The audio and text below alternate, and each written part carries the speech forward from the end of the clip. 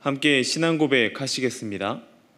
나는 전능하신 아버지 하나님 천지의 창조주를 믿습니다. 나는 그의 유일하신 아들 우리 주 예수 그리스도를 믿습니다. 그는 성령으로 잉태되어 동정녀 마리아에게서 나시고 본디오 빌라도에게 고난을 받아 십자가에 못 박혀 죽으시고 장사된 지 사흘 만에 죽은 자 가운데서 다시 살아나셨으며 하늘에 오르시어 전능하신 아버지 하나님 우편에 앉아 계시다가 거기로부터 살아있는 자와 죽은 자를 심판하러 오십니다. 나는 성령을 믿으며 거룩한 공교회와 성도의 교제와 죄를 용서받는 것과 몸의 부활과 영생을 믿습니다. 아멘. 찬송가 446장 함께 찬양하시겠습니다.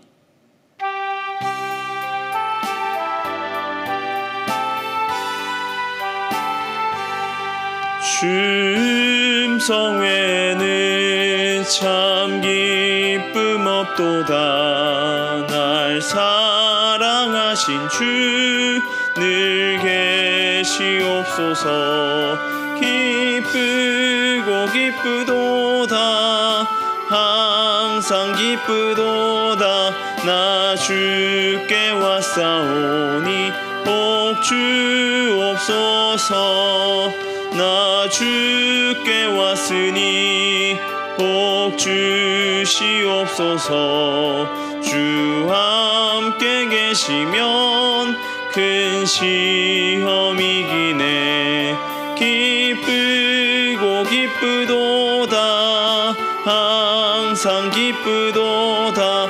나 주께 왔사오니 복 주옵소서. 주 떠나가시면 내 생명 헛되네. 기쁘나 슬프되 늘 계시옵소서. 기쁘고 기쁘도다. 항상 기쁘도다. 나 주께 왔사오니 복 주옵소서.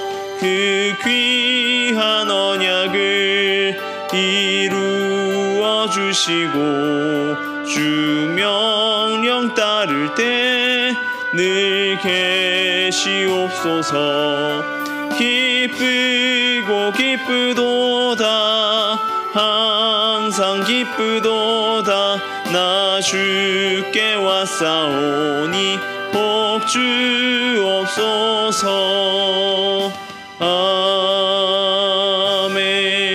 아멘.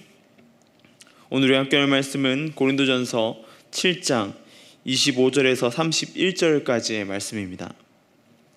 고린도전서 7장 25절에서 31절까지의 말씀을 제가 봉독해 드리겠습니다. 처녀에 대하여는 내가 주께 받은 계명이 없으되 주의 자비하심을 받아서 충성스러운 자가 된 내가 의견을 말하노니 내 생각에는 이것이 좋으니 곧 임박한 환난으로 말미암아 사람이 그냥 지내는 것이 좋으니라.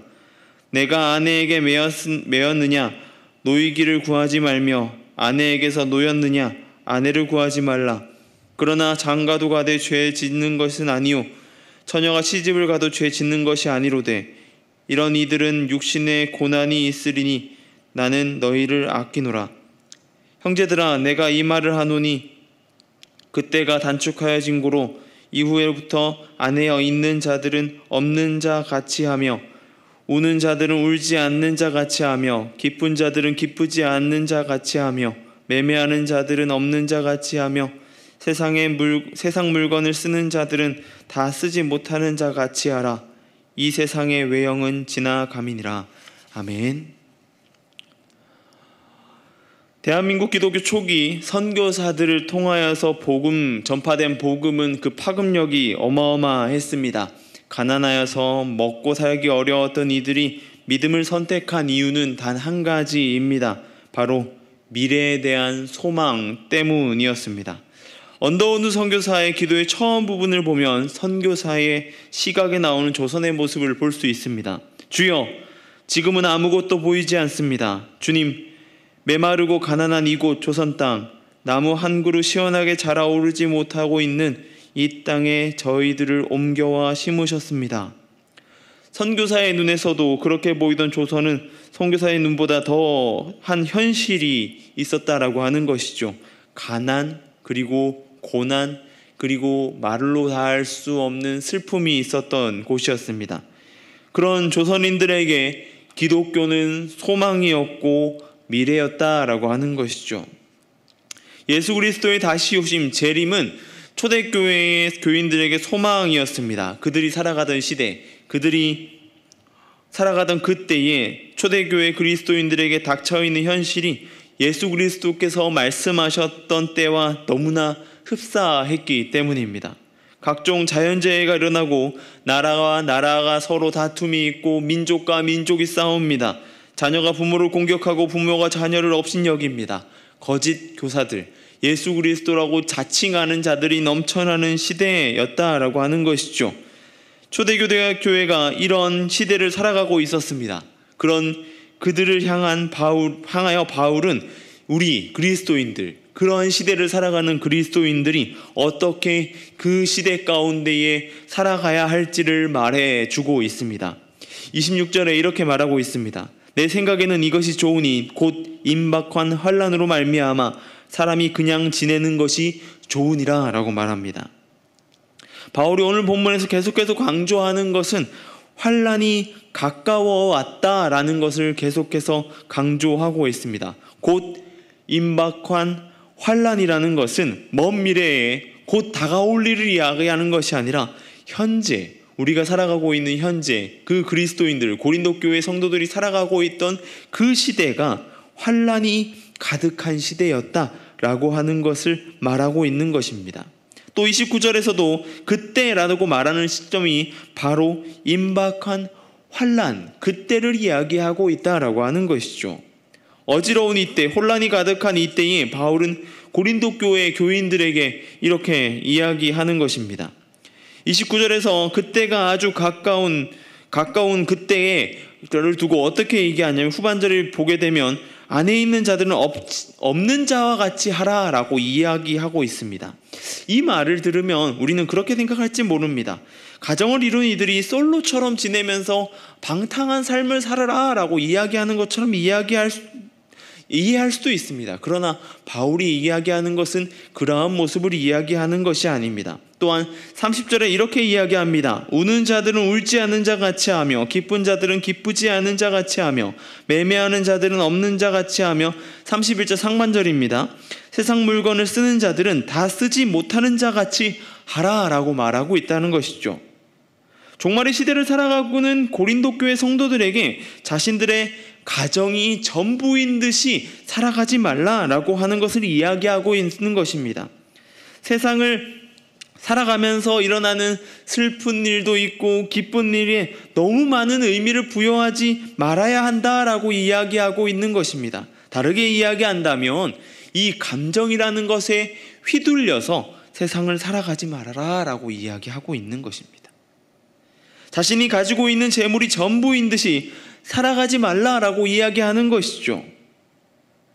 우리는 현재 우리가 살아가는 세상에 너무 많은 의미 부여를 하고 살아갑니다. 슬픈 일에 슬픈 감정을 느끼는 것은 당연한 일입니다. 그리고 기쁜 일도 마찬가지지요.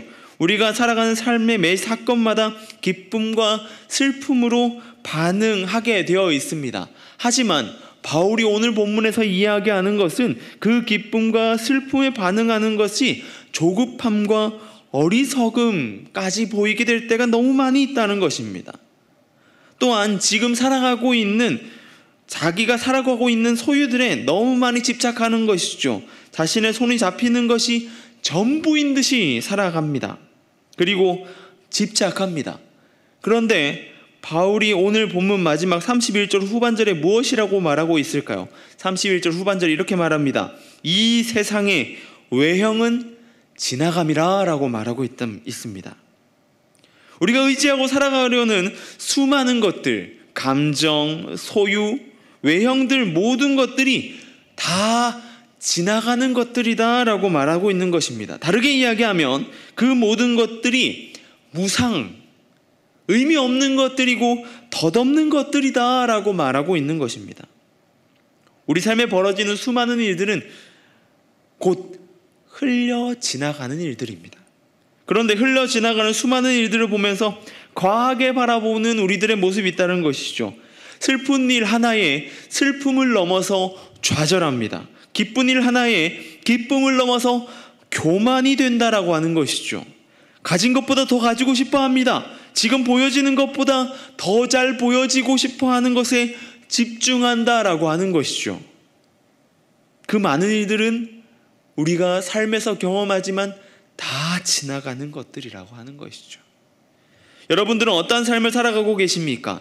지나가고 있는 수많은 과거의 것들을 붙잡고 살아가고 계시진 않습니까?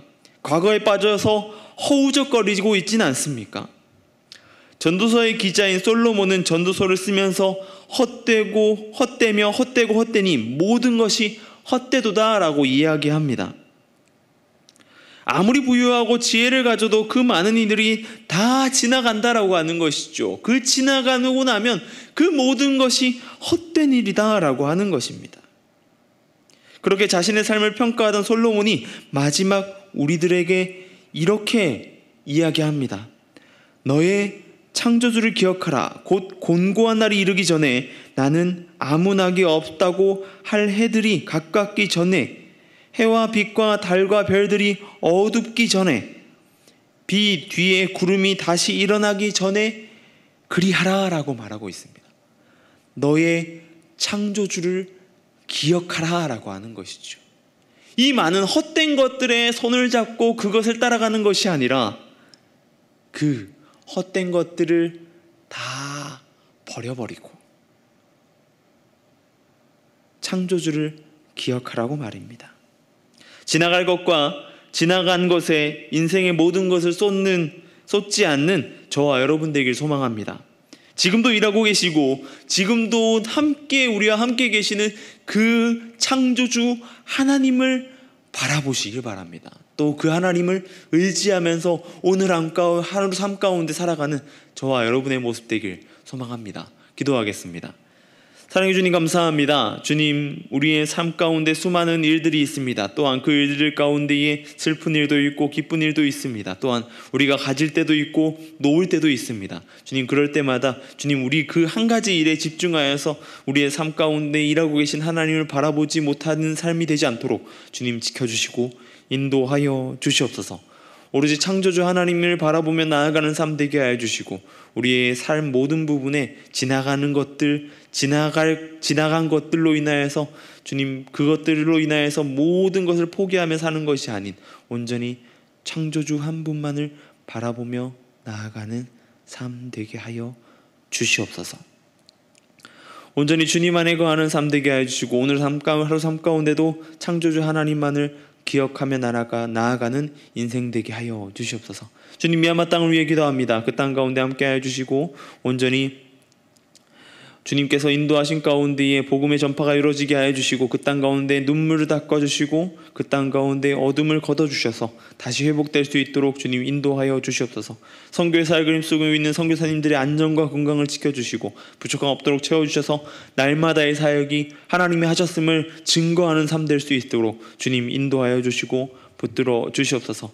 전 세계가 어려운 가운데 있습니다. 경제적 혼란과 또한 전쟁의 고통, 질병의 아픔 가운데 있습니다. 그들을 보살펴 주시고 주님 온전히 그들 가운데에 함께 하셔서 평화를 허락하여 주시고 치유함을 허락하여 주시고 회복의 역사를 경험하게 하여 주시옵소서. 온전히 그 가운데에 하나님 나라가 전파되게 하여 주시고 하나님의 뜻이 이 땅 가운데 가득하게 하여 주시옵소서.